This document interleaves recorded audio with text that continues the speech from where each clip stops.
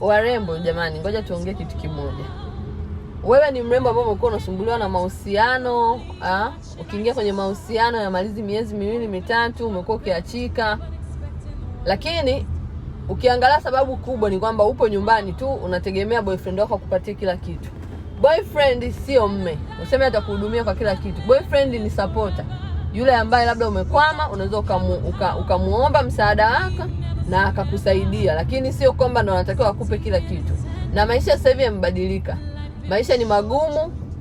Kwa hiyo at least na wewe uwe na kitu ambacho kitakusaidia kuweza kuongeza kipato. Sasa kama wewe umekuwa ni mtu wa kuachwa kila mara, umekuwa ni tegemezi, hebu amka basi. Njoo kufundisha namna ya kufanya biashara uweze kujiingizia kipato chako. Wanaume wazuri wapo, lakini kama na wewe mwenyewe utakuwa katika position nzuri. Sio unatamani mwanaume mzuri, sio mwenye pesa, mwenye gari, mwenye nini, afu wewe mwenyewe maisha yako ni magumu.